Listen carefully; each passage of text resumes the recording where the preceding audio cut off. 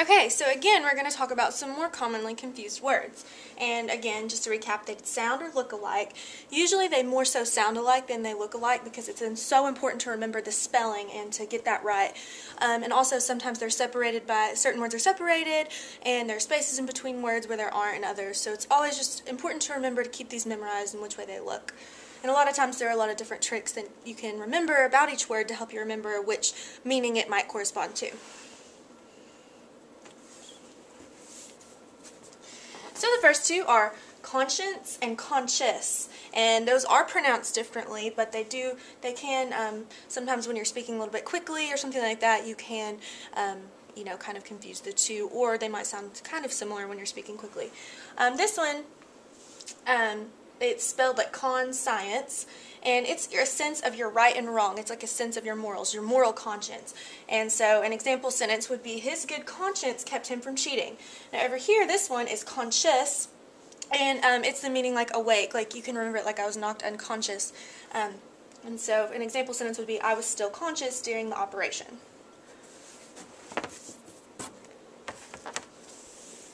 Okay, here are two more.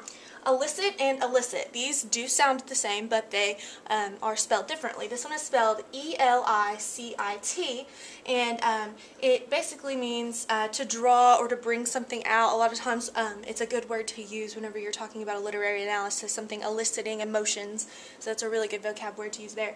But here it would say the teacher elicited the correct response. So it's something you would bring something out, to draw something from within. Here, illicit, you might see in a lot of like legal documentation and things like that. It means something that is illegal, and a good way to remember that is that it's spelled very similarly to illegal. And an example sentence would be, the drug dealer was arrested for his illicit activities. Okay, these are two that get confused very, very, very easily. It's probably one of the most common confusions in words. This one is complement and complement, and the only difference, it's kind of even hard to see the difference sometimes unless you're looking closely. This one has an E between the L and the M, and this one has an I between the L and the M. So for this one with an E, it would mean something that agrees with or completes, maybe an outfit or something like that. So for example, you could say, that color complements your eyes. It goes well with. Over here, compliment with an I, you might say the teacher complimented her excellent paper, and that's probably the one you see a little bit more regularly, and it just means to praise, or it can be a noun and mean praise itself. Okay, so here last, we have a group of three words that are all different, and they're all spelled differently, but they all sound the same. We have sight, sight, and sight.